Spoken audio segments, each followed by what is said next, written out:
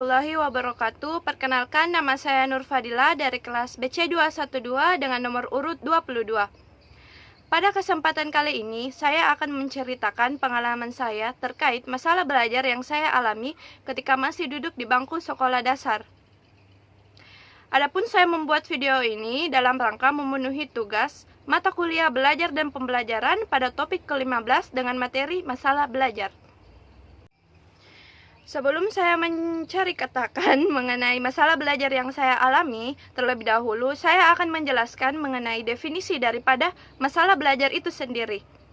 Jadi, masalah belajar merupakan suatu kondisi yang dialami oleh siswa, di mana pada kondisi tersebut dapat mengakibatkan terhambatnya siswa dalam mendapat ilmu baru, dalam berkembang, dan juga mendapatkan suatu perubahan tingkah laku secara keseluruhan.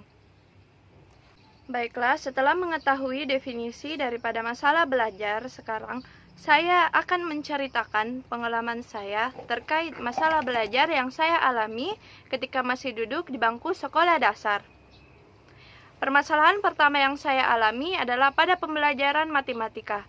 Jadi, saat itu saya sangat kesulitan dalam memahami apa yang telah dijelaskan oleh guru atau materi yang telah dijelaskan oleh guru, baik itu penjumlahan, pengurangan, pembagian, pengurangan, maupun dalam menyelesaikan masalah dalam sebuah soal yang telah diberikan. Dan juga pada saat itu, saya merupakan siswa yang pemalu, sehingga apabila saya tidak mengerti terkait pembelajaran yang telah dijelaskan, saya enggan untuk bertanya karena merasa malu. Masalahan kedua yang saya alami adalah membaca. Pada saat saya masih SD, kalau saya tidak salah ingat, pada saat duduk di bangku atau di kelas rendah, yakni kelas 1 dan 2, saya masih sangat kesulitan dalam hal membaca. Apabila guru mengevaluasi kita untuk mengetahui sejauh mana kemampuan kita dalam membaca dengan memberikan suatu kata atau kalimat, saya senantiasa atau masih sering salah dalam mengeja ataupun membacanya. Kemudian permasalahan ketiga yang saya alami adalah menulis. Jadi apabila saya menuliskan suatu kata atau kalimat, terkadang hurufnya itu lebih satu ataupun kurang satu. Dan pada saat itu tulisan saya cenderung kecil sehingga sulit untuk dibaca dan dipahami. Permasalahan keempat adalah pada pembelajaran muatan lokal. Pembelajaran muatan lokal bertujuan agar kita dapat mengenal daerah kita serta bahasa daripada daerah kita. Saat itu saya sangat-sangat kesulitan karena saya tidak begitu mengerti atau tidak begitu mengetahui berbahasa Makassar. Dan saya juga sulit untuk menghafal huruf-huruf lontara karena menurut saya itu sangat-sangatlah rumit. Bentuknya sangat-sangat rumit. Permasalahan keempat yang saya alami adalah menggambar. Pada saat itu, guru senantiasa memberikan kita tugas untuk membuat suatu kerajinan ataupun karya seni untuk meningkatkan kreativitas kita sebagai peserta didik. Pada saat itu, saya masih sangat ingat sekali kami diberikan tugas menggambar. Tetapi, saya hanya stuck menggambar rumah dan juga pohon. Jadi, menurut saya pada saat itu, kreativitas saya sama sekali tidak berkembang. Kemudian permasalahan yang keenam, yaitu permasalahan yang terakhir adalah menghafal. Jadi pada saat berada di kelas-kelas tinggi, yakni kelas 5 dan 6, pada saat itu kami mulai diberikan evaluasi ataupun bentuk ulangan harian dengan secara lisan.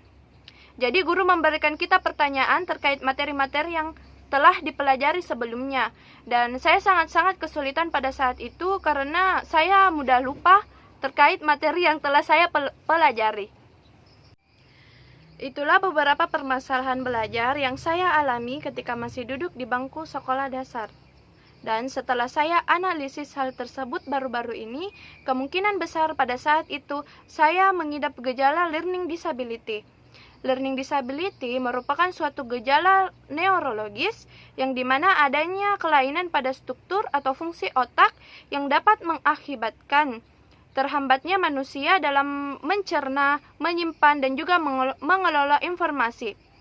Learning disability juga diartikan sebagai kelainan dalam satu atau lebih proses psikologi dasar, termasuk dalam pengertian dan penggunaan bahasa, bicara, dan juga menulis, yang mana ditunjukkan oleh diri anak dengan tidak baiknya kemampuan untuk mendengar, berpikir, membaca, menulis, menghafal, dan juga mengerjakan perjumlahan matematik.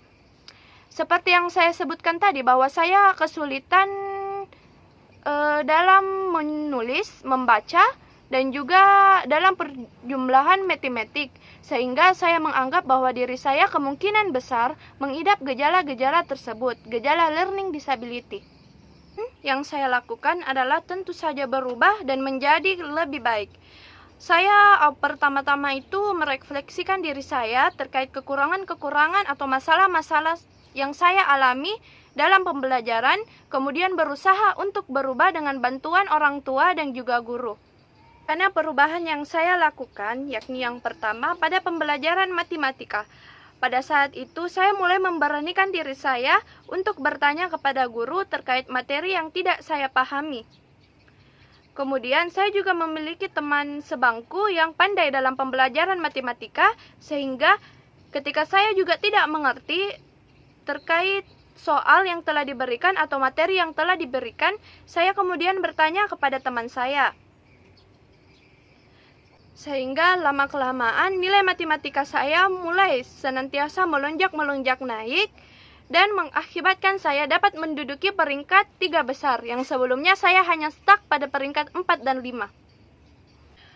Rencana perubahan yang kedua adalah pada permasalahan membaca. Pada saat itu, kami di sekolah diberikan buku cetak ataupun bahan ajar yang dimana di dalamnya terdapat cerita-cerita rakyat ataupun dongeng-dongeng yang membuat saya tertarik untuk selalu membaca buku. Jadi di rumah dengan bantuan orang tua saya selalu membaca buku-buku tersebut meskipun banyak kata-kata ataupun kalimat yang salah, kemudian diberitahukan oleh ibu kalimat yang benar atau kata yang benar daripada buku tersebut.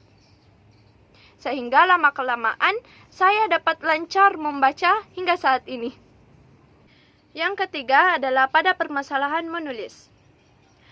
Jadi pada saat itu saya senantiasa terus berlatih dalam hal menulis. Sehingga tidak lama kemudian atau lama-kelamaan saya dapat lancar menulis dan juga tulisan saya cenderung mulai membaik sehingga dapat dibaca oleh guru dan dapat dipahami oleh guru. Rencana perubahan yang keempat adalah pada pembelajaran muatan lokal.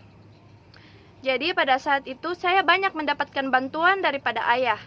Jadi ketika saya tidak mengerti suatu kata ataupun kalimat dalam bahasa Makassar, saya senantiasa diajari oleh ayah saya dan diberitahu oleh ayah saya arti daripada kata tersebut. Sehingga tidak lama kemudian saya dapat sedikit lancar berbahasa Makassar. Juga pada huruf-huruf lentera, saya di rumah dibantu oleh kakak saya untuk menghafal huruf-huruf lentera tersebut dengan nyanyian-nyanyian, sehingga itu membuat saya tertarik dan memudahkan saya dalam mengetahuinya dan menghafalnya. Kemudian rencana perubahan yang kelima, yakni pada permasalahan menggambar.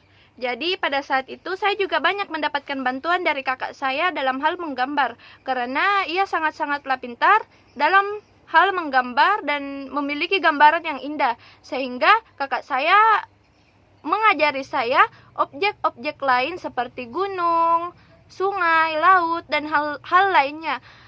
Tentu saja pada saat itu gambaran saya tidak langsung bagus, tetapi ada peningkatan. Yang dulunya saya hanya stuck menggambar objek rumah dan juga pohon, sekarang saya dapat menggambar gunung, laut, ataupun sungai, sawah, meskipun belum terlalu maksimal dan bagus. Kemudian rencana perubahan yang terakhir, yakni pada permasalahan menghafal. Jadi saat itu sebelum diberikan evaluasi oleh guru, hari-hari sebelumnya saya mulai membaca dan juga belajar serta menghafal, juga memahami materi-materi yang telah diajarkan ataupun dijelaskan oleh guru. Sehingga pada saat evaluasi ataupun ulangan harian secara lisan, saya dapat menjawab dengan sangat-sangat baik karena sudah belajar sebelumnya. Itulah beberapa permasalahan belajar yang saya alami, juga rencana perbaikan yang saya lakukan ketika masih duduk di bangku sekolah dasar. Pesan yang dapat kita petik daripada permasalahan belajar yang saya alami adalah ketika kita menyadari bahwa diri kita ini memiliki kekurangan dalam hal belajar ataupun hal apapun, kita harus senantiasa berusaha untuk mengubah hal tersebut agar kita dapat menjadi individu yang lebih berkembang dan juga lebih baik daripada sebelumnya. Mohon maaf apabila ada kesalahan ataupun tindakan yang saya lakukan di dalam video ini. Sekian dan terima kasih. Wassalamualaikum warahmatullahi wabarakatuh.